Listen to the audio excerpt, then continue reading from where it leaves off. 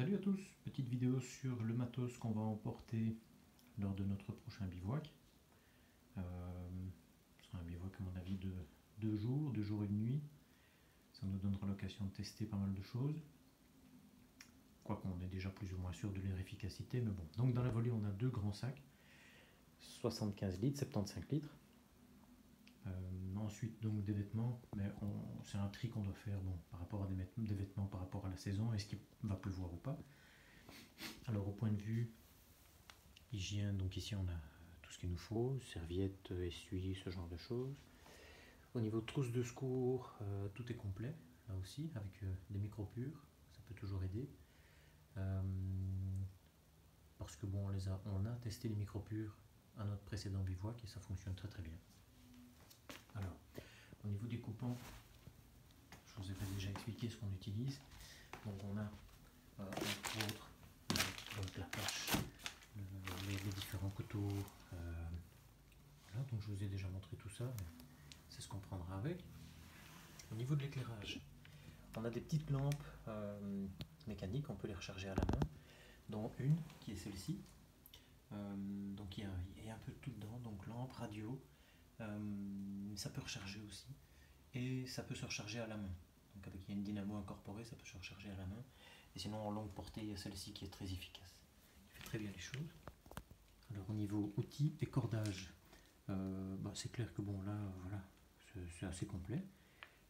C'est du sisal, des fils de fer, ça peut toujours aider. Et alors une corde principale aussi, si jamais on doit tendre un tarp d'une manière un peu différente, c'est toujours mieux d'avoir une corde comme celle-là.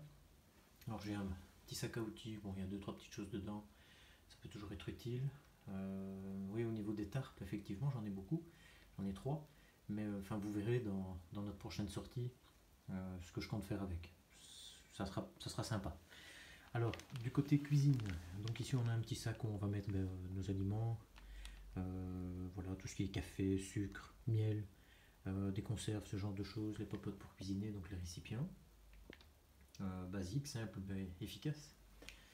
Alors au point de vue plus technique, bon, on a le panneau solaire, 3 panneaux, fort classe, Trek 500, très efficace.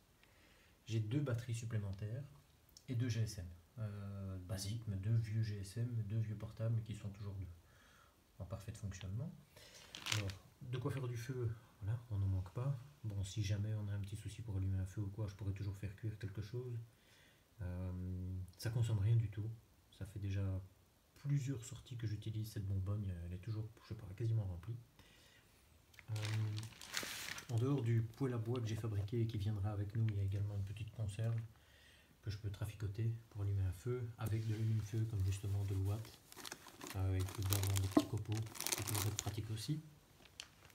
Alors au niveau des protections pour nos mains, je viens de racheter 2 paires de gants, mais les anciennes ont bien vécu avec les anciennes sorties. Protection pluie basique, un petit poncho plastique, ça le fait toujours. Alors on arrive maintenant au gros de ce qu'on va utiliser, point de vue couchage et le fait de se tenir au chaud. Donc au point de vue couchage, on a le Fort Class Self Inflating le 500, donc ça c'est pas mal, ça fait bien le job. Au niveau sec de couchage, on en a 2, dont le dernier que j'attendais impatiemment, qui est le Carentia Defense 4 et le Fort Class 500. Donc dans les deux cas, allez, on sera bien par rapport aux températures qu'on annonce, ça sera correct. Alors il y a toujours une petite couverture de survie, le gilet pour être bien visible. Pour mettre dans le fond de la tente, j'ai acheté ça. C'est une grande surface, comment je vais dire, c'est du plastique, mais que je vais pouvoir mettre au fond pour un peu s'isoler du froid. J'espère que ça va jouer son rôle, à mon avis oui. Et justement au niveau de la tente, on avait le choix entre prendre notre tente habituelle, donc l'Arpenas 3, qui est pas mal, bon, sympa, de chez Decathlon, mais bon, cette fois-ci j'ai voulu tester autre chose. C'est-à-dire que c'est un semblant de tente 2 secondes que j'ai complètement boulotté, donc j'ai enlevé les arceaux en fibre de verre. Et voilà, vous verrez lors de la prochaine sortie ce que ça donnera, c'est pas mal. J'ai eu l'occasion de faire un petit montage ici en test et ça donnera bien. Alors j'ai encore des sacs de couchage, c'est ce qui va aller ici dedans, donc ça va nous servir de protection à l'intérieur du sac de couchage, histoire de vraiment pas avoir froid. Tapis de sol, donc ça c'est pour moi. Pour Pourquoi? Parce que comme on y va à deux, il y a un des deux qui prendra le matelas gonflable. Moi je prendrai les tapis de sol. Et je pense qu'on a fait le tour, parce que pour le reste, c'est beaucoup de petits gadgets, donc des chauffe-mains. J'espère que ça fonctionne bien. Là, je viens de les recevoir. Une petite bouillotte, on en a deux. Coussin oreiller de chez Quechua, voilà aussi. Je pense qu'on a fait le tour. Mais comme je viens de le dire, oublie.